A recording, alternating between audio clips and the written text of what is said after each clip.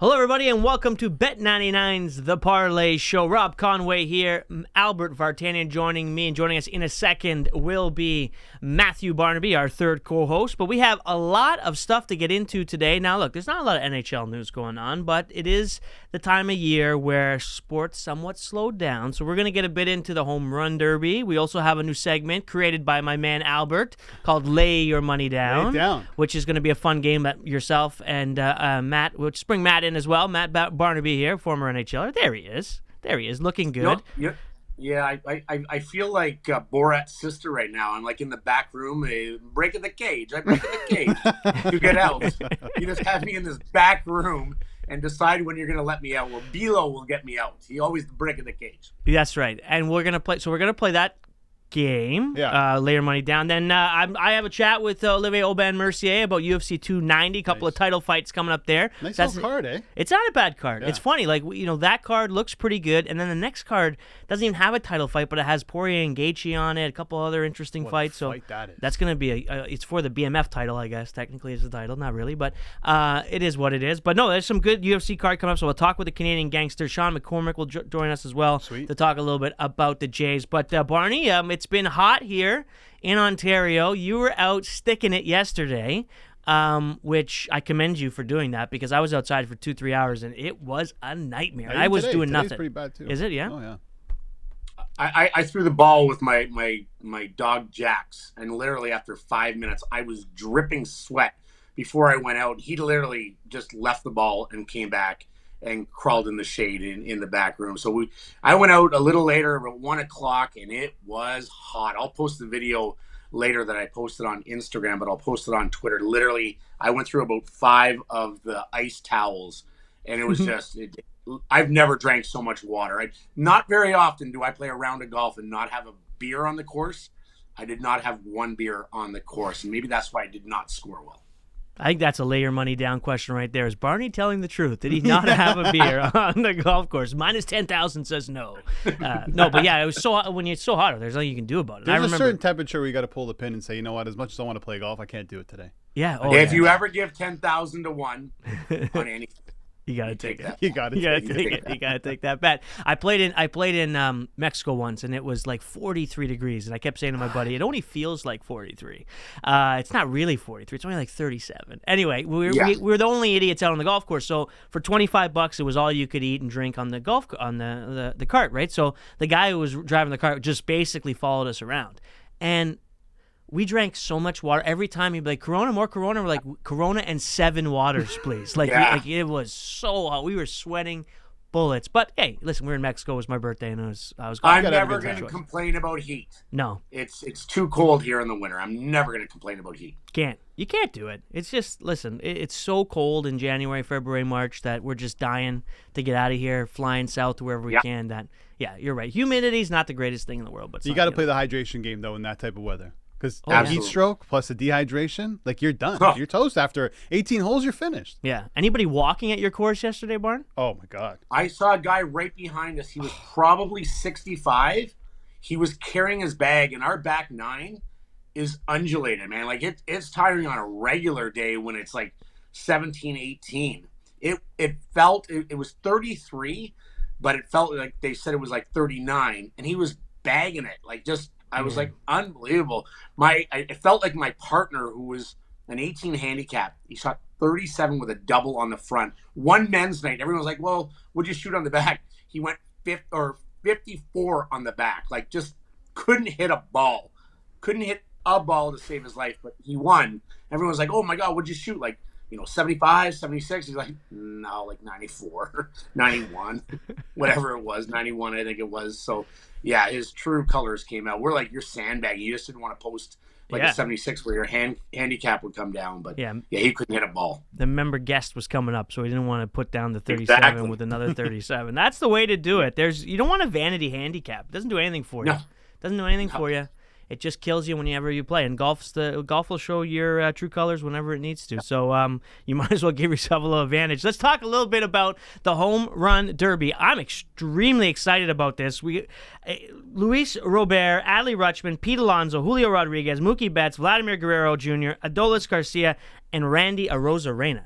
Albert, that is a hell of a lineup. I love it. This is one thing I love about the Home Run Derby is that the stars actually perform and Yeah. they play and they participate. And we were talking about this off the air, and favorite all-star event. Oh. Or not even the favorite, the best all-star event. I think it's the Derby. I think it trumps all. Yeah, the dunk contest was that until the stars stopped saying we're not showing up Yeah, anymore. exactly. The NHL skills competition, I don't even know what that's become. It used to be great. Yeah. But it's the Derby by far, and you got some good names in here too. I agree, Barn. Yeah, not even close. The NHL All-Star Game stinks, and Oh, man. it is what it is. I don't complain about All-Star Games or even No. the Pro Bowls at the end of the year in football. There's only so much you can do with it, and these guys don't want to play in it, but it's more for the fans, and the fans love it. Every city I've ever went to, I just see the kids seeing their stars out there, and they're absolutely loving it. Even it's for kids and it's for sponsors. That's what it's about. But yeah, the Home Run Derby is by far the best one. You just see how good these. We were talking about taking batting practice with the Bisons in Buffalo and how hard it is to hit a ball out. Like it's hard, and it's listen, hitting a fastball is one of the hardest things in all of sports, or a curveball when it's coming, or a slider and knocking it out. But these guys, watching them just knock one out after another is awesome. And to have Guerrero in there is just great for us Canadians. $1 million prize, by the way, too. Yeah, and that's another thing too. Throw the cash out there. So some of these young guys, like Julio Rodriguez Jr., Julio Rodriguez, Vladimir Guerrero Jr., they haven't made all their money yet, and they could use an extra $1 in the pocket. Oh, yeah. No problem at all. Well, let's take a quick break here. When we come back, for the first time, it's Lay Your Money Down on the Parleh Show.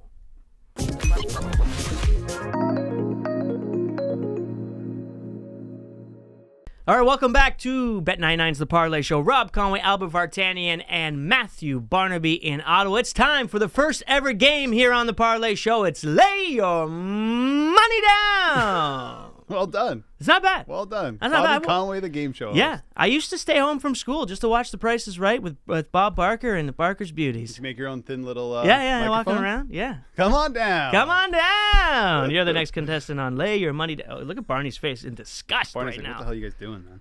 What were you You're doing, staying Barney? home for that. You see You're that? staying Well, I home. was like Wow. 8 years old. I just didn't want to go to school. It just that was the bonus. Yeah, okay. That was the Well, bonus you part didn't about want to it. go to school. Yeah. You didn't stay home from school just to watch The Prices Right. Now, Barker's Beauty. Well- I'm not gonna lie, it wasn't bad. It's like watching Wheel of Fortune. I don't care about Pat Sajak. Vanna White. gone was- anyway. He's It was retiring. like my Lita Ford, and she was only making half as much as him. That's brutal. She should make 10 times as much as him. That's my childhood. All right, I agree. Shut up, Pat Sajak, by the way. Yeah. End of an era. End of an era. Who's the guy taking over? Ryan Seacrest, I believe. Oh, come on. I know. That guy doesn't turn anything down. Good for him. No way. Good for him. Good for him. Him or Michael Strahan. Yeah, that's right. Hey, listen. You got to make money when you can. You never know when it might dry up, Oh, yeah. right? All right, let's get into Lay Your Money Down. We'd like to thank our producer and soon to be on the panel, Sean McCormick, because he came up with these fantastic questions. Question number 1, I'll start with you, Barney, and I think it's going to be a funny one. Lay your money down. Would you rather lay your money down on the Leafs at plus 840 to win the Stanley Cup or the Buffalo Bills to win the Super Bowl at the same plus 840? That's a great question, and undeniably, I am going with the Toronto Maple Leafs. 'cause Whoa! I did I not was- see that coming. Neither did I. What? I'm a Jets fan. Oh, yeah. Okay, never I'm a mind. Jets fan. Come on. Oh, It's the Barney. only team I cheer for, and I think the smart money, honestly, is on the Bills. They're the best team in the AFC East, and I think they have a better chance of winning. But you're asking me if I put my money where I'm going to put my money, it would be on the Leafs, even though I don't think they're a Stanley Cup contender, and they shouldn't be that high. Talk about two just tough fan bases to be a part Oh, of. Now, listen, man. Bills Mafia is fantastic. Love that crew. But, man, Unreal. 4 straight Super Bowl losses, and since then, not a whole heck of a If lot. there's a fan base And that they- deserves a championship, Yeah. it's them. They had to deal with a Absolutely. certain guy named Tom Brady for 2 decades. It's just no tough. kidding. What And about now- you, Albert? and now in comes Can you Aaron Rodgers. imagine? Yeah, I know. Can you imagine that party if the Bills win the Super Bowl? I'd even go down. It'll blow everything away. Yeah. Oh, yeah, for sure. Yeah, fandom aside, it's got to be the Bills. It's just this Leafs team. Things are going to happen. Obviously, maybe the Leafs are going to make some more moves, but based on what we've seen with this core 4, which I don't even want to say that term anymore, they can't get it done. And listen, the Bills are still one of the best teams in the NFL. I know the Jets are there, and the Jets have a chance of winning that division. But listen, the Bills and the Leafs, you're trying to pick one team to win it all. You got to go with the Bills, top 5 team in the NFL. But you look at both those odds in both those teams. The East is hard to get through in the National Hockey League. Yeah, that Eastern Conference, just in general, you take the AFC East. It's a bear, maybe the toughest one in football right now. Yeah, and then you add in Kansas City and then Cincinnati and Baltimore. Yeah. Like that's hard to get through. So both those odds are where they should be. I think the Leafs should be a little bit lower or a little bit higher, excuse me. But great question. Great question. Solid. Did you hear? I saw, I don't know his name, but there was a Sports Illustrated reporter that did like 100 predictions for the NFL, and he predicted the Patriots winning that division. Did you see this? Yeah, it's making the rounds on Twitter. Yeah. I don't know how you can make that case. You can't. That's called looking for clicks. Yeah. No, definitely. But he's backed it up. He's done some interviews too. I got to find his name, but I was shocked. Like, come on, that's. Okay. There's hot takes, and then there's that. Yeah, there's just. Yeah. Well, I got the other that's 99. Stupid. I'm going to take it seriously, but one of them I'm just going to make up. I'm just going to take a flyer and a half. Yeah. Oh my God. Well, no, that will not happen. Okay, what do you got, Bobby? For me, honestly, like the Buffalo Bills is the right answer.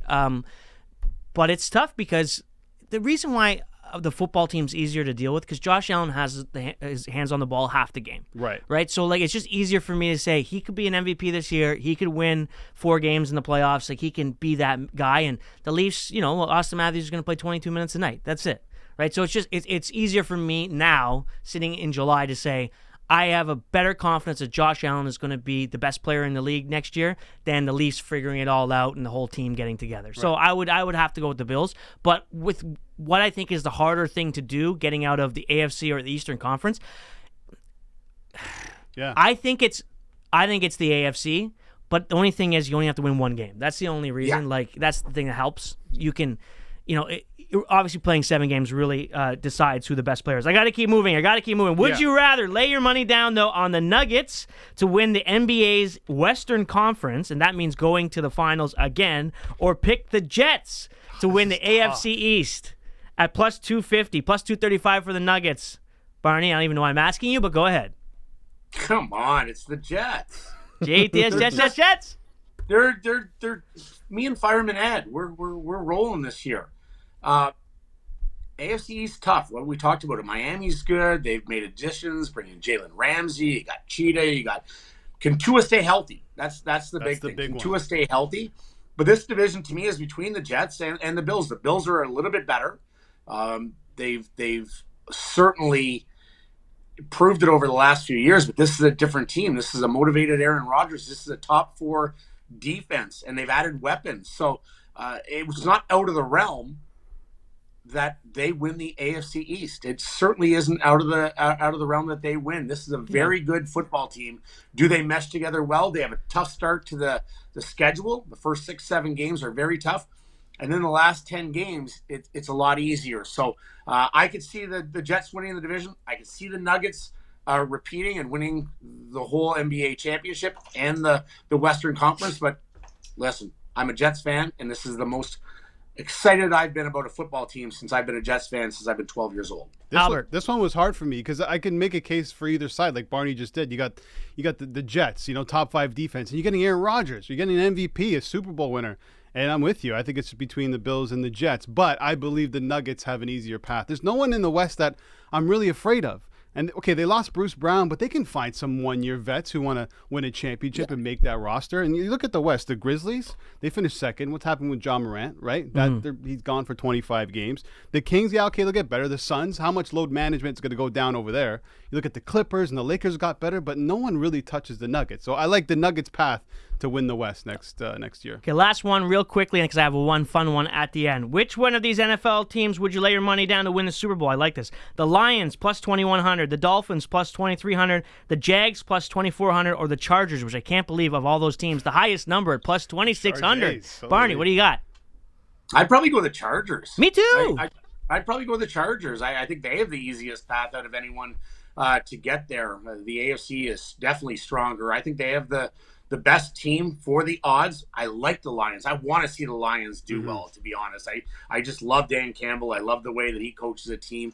I love the way that they really came to another level last year. I think they take it to another level. But I think the Chargers have the best team with the best odds. So give me the Chargers. All right. I'm going to go Jacksonville. Okay. I think they're going to cruise that division. T-Law is going to be better another year under Doug Peterson. I like the Jags. I like the Chargers, too. Like, I mean, a year or two ago, this team wouldn't be anywhere near that number. So I think that's a really, really good spot to be able to get, him at that level. Okay, last one. We got 90 seconds here. Lay your money down. Would you rather attend the Masters on Sunday or for whatever, $1,000, or you have $1,000 to spend on playing any other, you get to play, though, any other golf course that is you're able to play in North America, Albert? So that means Pebble Beach or anything like Masters. that. You'd rather go to the Masters than play any other golf course. Oh, not play the Augusta. You're not playing Augusta. You're watching. No, okay, let's go the other way. You're then. playing. Yeah, I want to play Pebble Beach. Barney, you want to watch at Augusta or do you want to play Pebble Beach? I'm playing Pebble Me Beach. too. Yeah, hell I yeah, man. I can watch. I've been to a lot of U.S. Opens. I've never been to Augusta. It's on my bucket list. I will go, but I like watching golf on TV. Following groups is tough. The Masters is a different thing. Mike Cometer goes every single year. He's been kicked out of a few establishments over the years. Absolutely loves it, but give me Pebble Beach all day long at $6.75 American. And do I get the extra $3.25 to spend at the bar? Yes, you do. Yes, you do. Of no course, brainer. you do. Without a doubt. It's tough. Without a I would doubt. love to go see Augusta, but I'm with you guys. If I get to hold the golf club, that makes it that much better. All right, Matthew Barnaby, you're jumping off. Thanks very much. You're heading over to Camelot, getting ready for the big Ryder Cup this weekend in Kingston with the boys from Buffalo. Have fun, my man. Thank you. Stages and merchants, get ready. The boys are coming to town. Love it. Coming up next, I have a chat with the Canadian gangster, Olivier Aubin-Mercier, for UFC 290.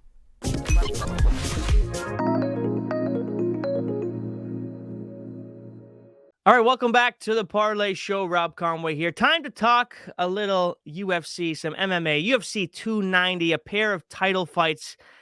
It looks like it's going to be a pretty decent card from top to bottom. And to help me break it all down, a guy who knows much more about the sport. He is the 2022 PFL lightweight champion, the Canadian gangster. It's Olivier Aubin-Mercier. How you doing, my man? I'm good, and you? I'm doing very, very well. Beautiful weather here in Toronto. I assume much the same for you in Montreal. A little warm the last couple of days, but hey, it's better than the freezing cold. You're going to get back into training soon for the PFL playoffs, August 23rd at MSG, correct? Yeah, already training. So I took a week off, and then let's start again. It's fast. It's really fast. I would have taken maybe another week, but yeah. What can you do? I'm fighting so soon, so no choice. It's a different beast for sure. It's a different beast, but you did it well last season, and we're looking forward to seeing you the 23rd at the most famous arena in the world. But let's talk a little bit about UFC 290. You like to make picks here on the show all the time, and we've got a pretty, like I say, decent card from top to bottom and a pair of title fights. This first one is the featherweight title bout. We have the interim champ as well as, of course, the second pound-for-pound fighter in the UFC in Alexander Volkanovski against Yair Rodriguez.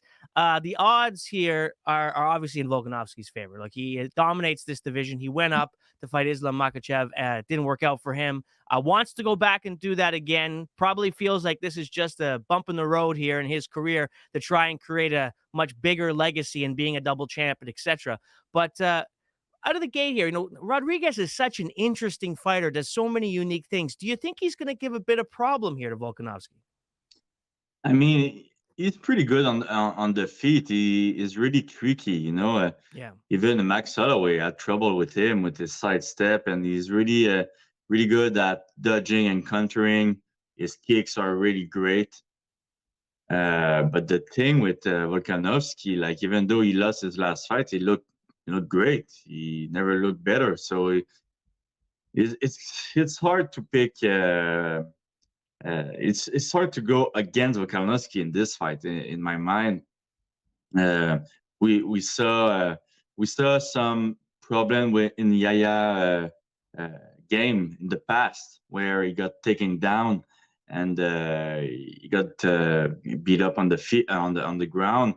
We saw him have trouble with a good boxer. We saw him have trouble with a good kick counterer. So I think Volkanovski is really, really smart. He's such a smart fighter. And I think he's going to be there with a good game plan. So for me, I wouldn't to be honest, I wouldn't bet for Volkanovski since the odds are a little bit wild. But I saw that maybe you can bet on TKO. I could see Volkanovski taking him down and just ground and pound him. But it's hard at that level. We don't know what's the game plan is going to be, but that could be really a possibility, you know? Yeah, plus 200 for Volkanovski to win by KO. Will the fight go the distance is minus 120. So it's basically a pick 'em on either side. Obviously, Volkanovski has the ability to knock people out, but a lot of decisions on his record. Also, I don't know if this matters. Once you get to the ground, everyone's the same height, but he is 5 inches smaller than Rodriguez. Do you think that's going to play a role in this fight at all? It could play a role actually in the first couple of rounds. So it could be a little bit dangerous for Volkanovski in the first couple of rounds. I mean, we saw it with Emmett, he did really good to keep the distance, and he kicked him and actually finished him, so it could be the first couple of rounds could be really dangerous. And we know that Yair is really dangerous in the first couple of rounds. He's still dangerous every round. I mean, we saw it in the Korean Zombie too, but he gets a little bit tired, and get crazy after that. But he is really powerful in the first couple of rounds. So I think Volkanovski know that, and he's going to be smart. I really do think Volkanovski one of the smartest fighter out there. We saw him against Makachev. We saw it against a lot of his past fight. What is his name? Wait. What's the name of the ex-champ? Holloway. I just said his name too, but we saw it against Holloway too. Holloway is such a tricky fighter, and he beat him like nothing the last fight. And you saw that every fight he got smarter. When he fought Holloway, I really think Volkanovski is a smart fighter, and is going to be really, really hard to beat. Plus, you have an infinite cardio. Yeah, that's right. I mean, it's going to be interesting. We've seen it. Look, Leon Edwards did it to Usman. Adesanya lost to Pereira. Nunez lost to Pena. I mean, these high top pound for pound fighters have, everyone's susceptible to the one punch, but I just think Volkanovski, like you said, is too smart. He's not going to look past him. I know he wants to go back up and try and be a double champ, but I think he's a game fighter. He's smart. He's going to make sure he puts himself in the right spot. If he gets caught with a kick, he gets caught with a kick. Of course, that can happen. But I don't think that there's going to be too much fear there. I kind of like the line for will it go the distance. I think this might go 5 rounds. But you're right. You have to question a little bit of Rodriguez's gas tank, just because he doesn't have tons of experience going 25 minutes, but it'll be an interesting fight. I don't think it's as far away as the odds are showing. Do you? Yeah, I think so. I think I'm gonna go against you, though. I think I'm gonna go inside distance. Inside distance. All right. No, that's good. That's what we like to hear. A little bit of discussion. Yeah, All right. think I see if Yair is winning, I do see it like in a KO, Okay. something like this. And I feel that Volkanovski has still a great chance to finish him too. So I do think inside distance could be the way to go. All right, should be a good main event. But I got to be honest with you, the fight I'm most excited about has got to be the flyweight title fight, because this is interesting. Minus 209 for Moreno, and it's plus 166 for Pantoja. This is Moreno Pantoja 2 technically, but really 3. This is Pantoja has taken advantage of Moreno twice, once on the Ultimate Fighter and then once officially in the UFC. And yet he's a big dog here. I mean, that's got to be on both of their minds. You got to be positive for you if you're Pantoja, and you got to have a little concern though if you're Moreno. Yeah, I think so, but I think it's going to be a good opportunity, to for Moreno to show that he really, really got better, and he did got better. It's crazy, like in the Ultimate Fighter, he was the last pick. In the Ultimate Fighter, he was the last pick of the team, which is crazy, and he became champion after that.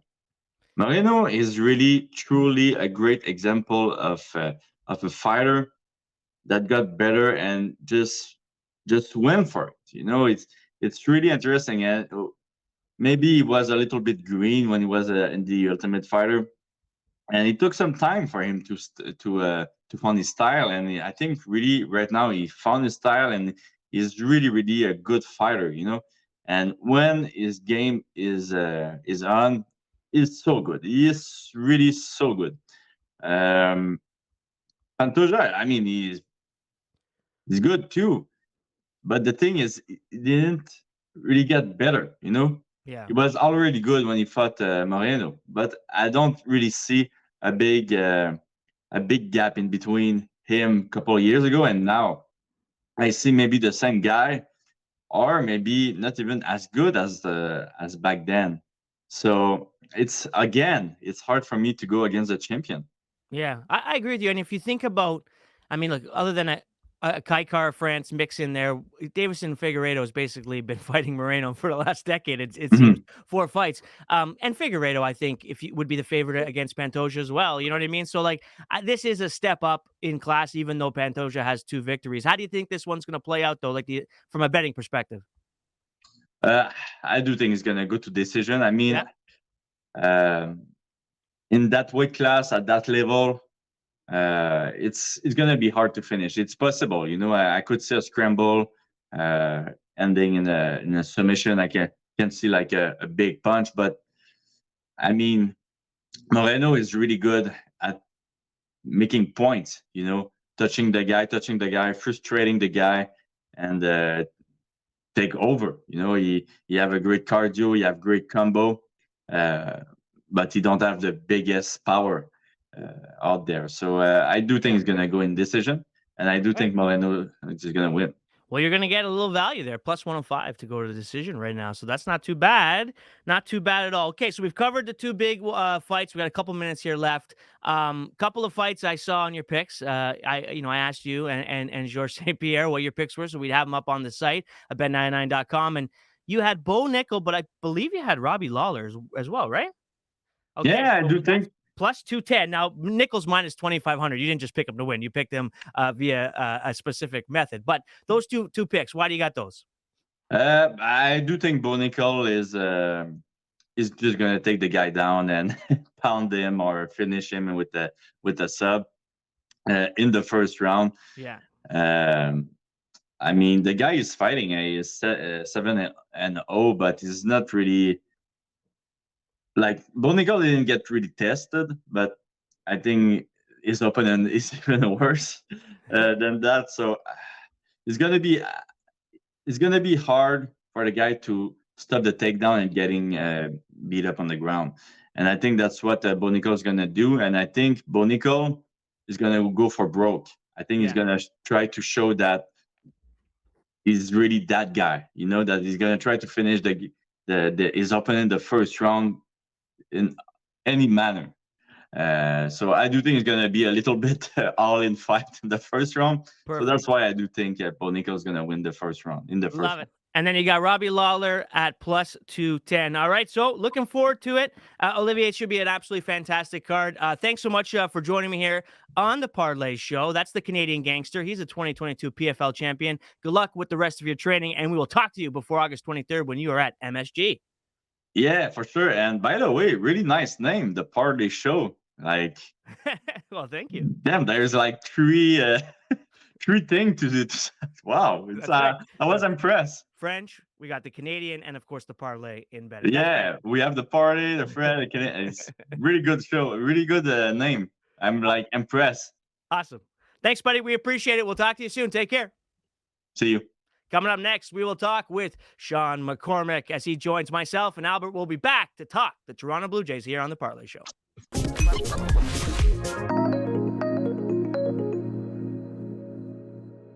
All right, welcome back to the Parleh Show. What are you guys giggling about over there? He flipped the bird to the camera. So I'm like, what's this guy doing? No, he didn't do that.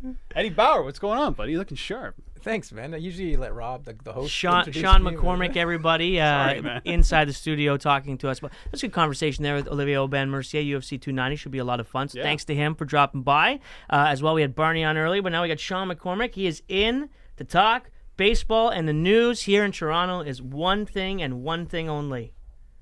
What the hell's going to happen with Alek Manoah? Damn, I was waiting. I was wondering what the news was. That's Yeah. must-see TV on Friday. It is. Yeah, I'll be tuned in. I'll be watching as I watch Yeah. 93% of Jays games, you Yeah. know? So what a decision to bring him back up after that AA start. Like, he struck out 10, He looked 2 good. earned I mean, runs. I or don't know. I something didn't like watch that, him, but his numbers look good. 3 Yeah. walks to AA hitters, and like only like 58% of his pitches for strikes, which isn't fantastic. And that's against AA level. So when you come back up to the majors, you better make sure you're finding the zone, or else you're just going to get back into the same trouble that you were in, the reason you got sent down in the first place. Well, what a bad decision I think this is. You think? Oh my God. You guys were saying that you didn't people want seem this to happen. forget like what he did to go down there. We're not that far removed from that Houston outing where he didn't last an inning. He got absolutely destroyed. Confidence level was back to zero. So I'm not going to pretend to know what went down in Florida and what he had to do, and then in New Hampshire. Yeah, he looked better in New Hampshire, but I don't think being down there for a month can reverse what he's done this season so far. Is this a must perform outing? If this doesn't work, Yes. he's done for the year. Well, not No. like done for an extent. Like basically hoping he can be on the roster in October. It'd be another month probably, for sure. Do they send him right back down? I don't know if they'll do that. I don't No, think they do either. I think he you- gets 2-3 starts. He's got to go minimum 5 innings. I think minimum 5 innings. He's got to look pretty decent. Yeah. It's a good thing that they brought him up against the Tigers. I mean, one of the worst, offensive Yeah. teams in the majors, and it's in Detroit, not in Toronto. Maybe a bit of less pressure. But if he goes out there and lasts 2-3 innings, let's say maybe even 1 inning, then what do you do? Like, you send him back. There's no way you're starting him again in 5 days or whatever it is after the All-Star break. No. This has the chance to be an absolute disaster for this franchise. No, I agree with you. This is how big this is. I don't know what led to this decision, so that's why I don't know how they're going to get out of it if it's a bad outing on Friday. I know night. what led to it.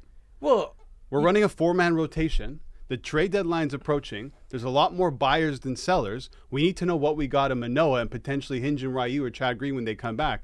If we see that this doesn't work, we definitely have to go all in and probably get fleeced for a trade for a starting pitcher.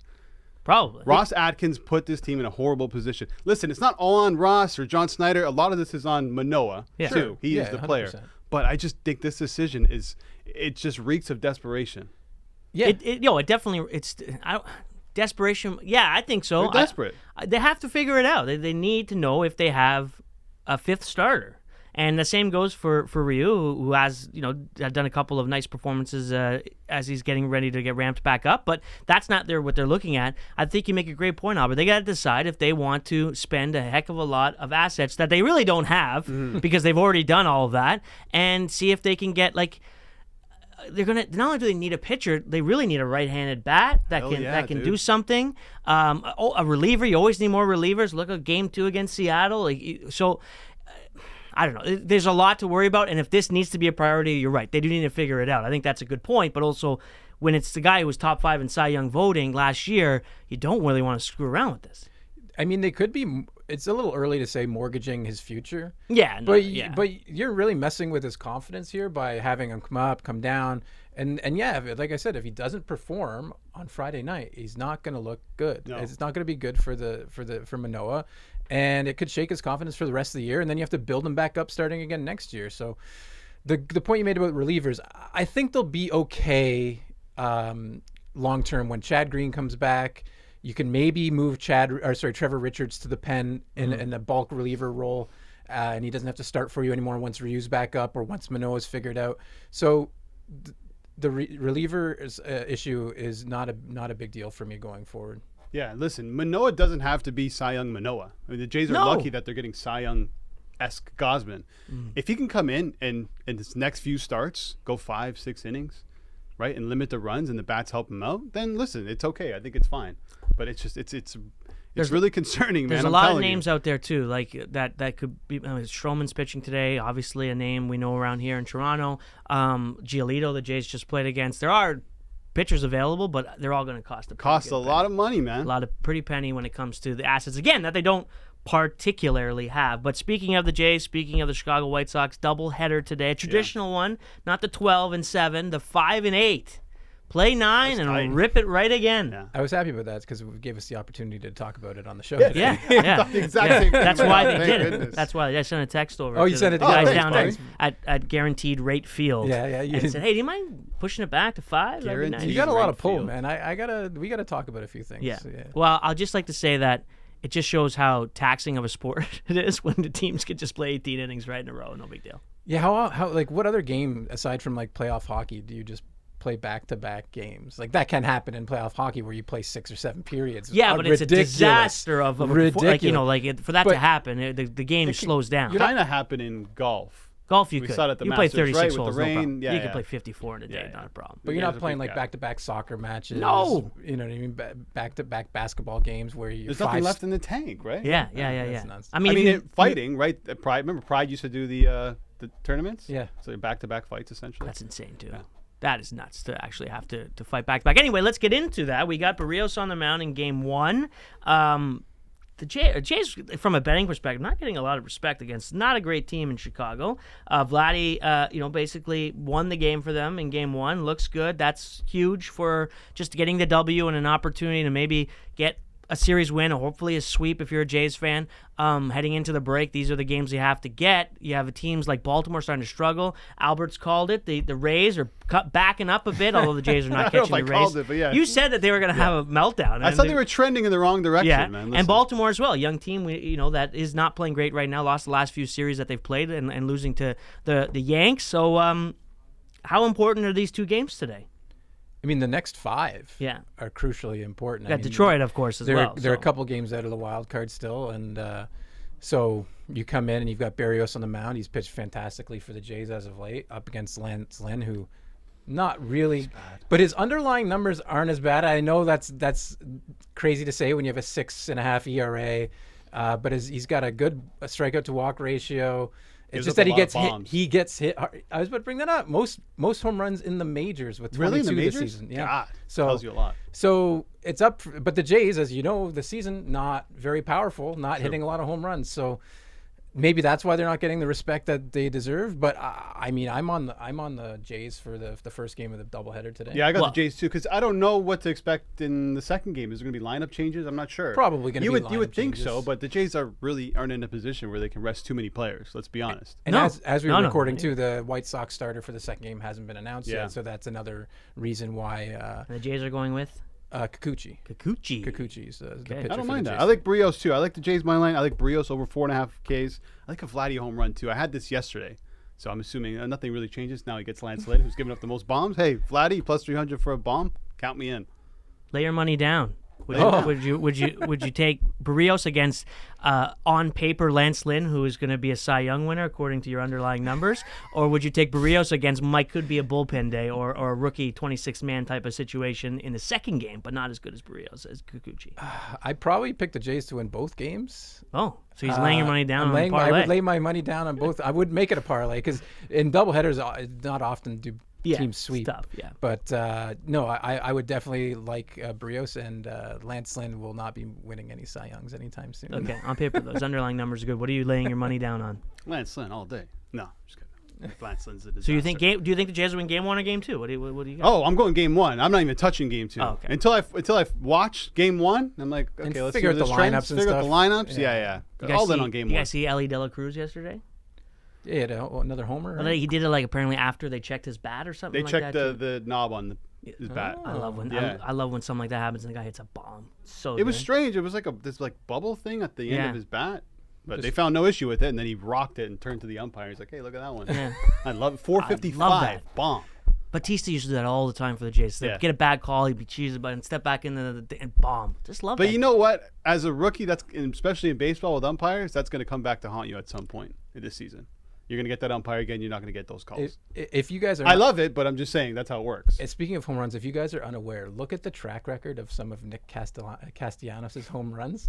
Always happens during like when an announcer's making a bad decision or apologizing for something or whatever. Or like there's like a disaster in the world, someone dies. It's crazy. And it's always on Twitter. People are like, "Oh, this happened. Nick Castellanos is going to hit a home run today," and I'm like, "It's he's got a good track One of record those of doing weird so." things. Yeah. Well, sorry, Nick Castellanos, but Tricky Nicky. You're hitting home runs at least. So let's talk a little bit about the Cy Young. I'm losing my earpiece here, guys. I apologize. We're talking about the Cy Young. We'll start in the AL. Okay. We talked about it a bit. Obviously, Kevin Gausman from Toronto, but Shane McClanahan, if he's healthy, is probably your favorite. Framber Valdez has been good, but had not a great last start out. What are your thoughts on where they're at right now? Yeah, I mean, I came on the show like last week, and I said Gausman at about 5-1 was my pick at the time. He looks sharp. He came out and had a good outing last outing, so he's down to plus 340 right now. So I mean, I wouldn't touch it probably at plus 340. McClanahan's on the IL with a back injury, so I'm probably not going to look at him. Somebody deeper down the board I'm looking at is actually Nathan Eovaldi. Okay. For the Rangers. He's pitching today, isn't he? He's pitching today, and he's at plus 840. And he's got, let me read some stats for you. He's got 112 innings pitched, 10-3, 106 strikeouts, 2.64 ERA, 0.99 WHIP. Plays for a fantastic team, and somebody down the board that is still definitely in the conversation for somebody that could win the Cy Young. I had Ohtani was one of the guys I was looking at before the season started. I'm like, he's gonna turn it up. But now this got the blister on his finger. How much more is he gonna pitch? And what if he gets traded to the NL? Do you guys what happens in that case? That's tough. You're ineligible to win the AL Cy Young, I believe. Okay. Yeah. So he's or anyway, what you do from that point that you got traded is no longer eligible. And that's a whole other conversation with. He's the not going to get traded. He almost can't. He almost did that. Wasn't CC Sabathia almost? You got traded from Milwaukee? Yeah, he had a crazy or to Milwaukee, half and then an amazing second half, and almost won this. Yeah. What do you mean? Why wouldn't he get traded? With what's going on right now? The Angels are slipping. Well, they just lost Trout and Rendon. Like, I mean, there's a chance this team goes on a terrible losing streak. I don't know. I mean, I'm not fully against it. I'm just saying the GM has come out multiple times and said he's not going to do it. Right. He really wants to try and land him next year. Whether that happens and whether you can afford the $500-600 million that you're going to need to sign this guy, maybe not. But he's going to try, and why not try? I mean, you've seen it in basketball. Like the Raptors just let Freddie walk, and you know they took their chances with Gary Trent Jr. Didn't really, and they didn't get anything for those guys. So you're right. Maybe it is a better idea to trade him. You can't let him go for nothing. You cannot let him go for nothing. You have to get him to sign or say we're trading you and we'll talk to you again in the summer. Like you have to. There's just no way. He's the greatest baseball player ever. Your team is not going to win the World Series, and you could get so much for him. How much are you going to have to trade to get him back? Trade to get for Ohtani? Him. Yeah. Oh, honestly, so like that's if what I'm I mean thinking too. like Padres, like Tatis is in that deal. That's absurd. Why is that absurd? Because Tatis is almost a generational talent. You're getting a top 5 pitcher and a top 5 hitter in the Tatis has like 5 or 6 years left on his term. I'm doing this blind. I'm just trying to make the point that everything is. All right, we got to go. We'll talk a little bit more about this when we come back. I do like this discussion though, because I think in baseball it's tough to get someone out of the lineup in a deal like that. But you're right. That's what should be coming back. A guy like Tatis, but they're not going to look at it that way. No. You only have 9 guys in the lineup, so you're going to stick with those guys. But 1, 2, 3, 4, 5 in your prospect pool, they're coming over to LA. All right, we'll be back to wrap the show in just a minute.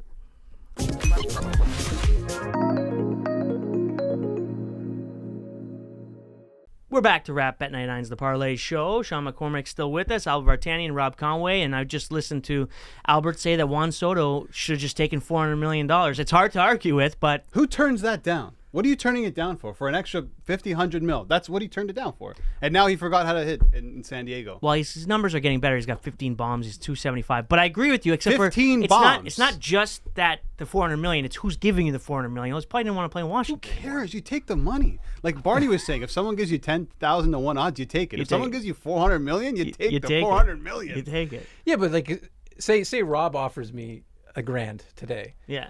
Rob's not going to offer me $1,000 tomorrow. You're not going to offer me $1,000 tomorrow. So I got to take that $1,000. Yeah. But if if Washington Nationals offer me $400 million, another team's going to offer me $400 million if I'm Juan Soto. So that's what he took the chance on. I know. And yeah, it's a chance. One misstep in the outfield. Yeah, you never know. But take the money. These guys got he's doing just fine, I think. He's got insurance, though. He's got insurance on his body for sure. Anyways, let's get into the parlay. We're now 1 and 2. Yes. Both myself and Albert did not come through in the last one. Wait, who did I have? You had Ohtani, and he was not good. Looking back on it, I'm like, that's such a stupid pick. Yeah. He wasn't doing too well. Trout wasn't in the game. I had the Braves. They tied it up late, lost in extras, and your under 8 1-0 Oh. in extras, and Barney was good with the Jays. Which Barney is taking the Jays again on our parlay course, parlay. yes, He of is course. doubling down Yeah. on his boys in blue. But I'll get to you, Albert, for the second pick of the parlay. I'm going with the Marlins. They're going to sweep today. Yuri Perez on the mound. He's been good. Last 7, 4-1, that. 1.89 ERA. I like what he's doing over there. And the Marlins, sneaky good. And without Sandy actually doing much. If he figures it out, watch out for the Marlins. Yeah, they're a good young team. I like that pick. I would have picked it myself, perhaps. But I'm going to go with the Baltimore Orioles. Love the Orioles. Yeah, no, Severino hasn't been good over the last little bit. He's got a 6.31 ERA on the season. Kyle Bradish has been good over the last few games that he's pitched. I believe it's 6 runs in his last 25 innings. I like the Baltimore offense way more than I like the Yankees offense without Judge.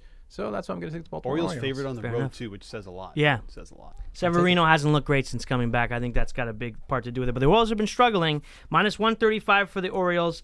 I'm going to take the Rangers at -140 against the Red Sox. The aforementioned Eovaldi on the mound. Not a huge favorite here. Cutter Crawford, he was great against the Jays. a great name. Yeah, and Cutter Crawford. I bet you he throws a cutter. So that is the Marlins, the Jays, the Rangers, and the Orioles. You put them all together, what do you get? About +805 on the parlay, and we're going to go 2 for 2. I can feel it's red hot here in Toronto, and so are those picks this weekend. Enjoy the sports. We got UFC, MLB, tons more. For Sean, Albert, and Barney, we'll check you out next week on Monday, every day next week, live.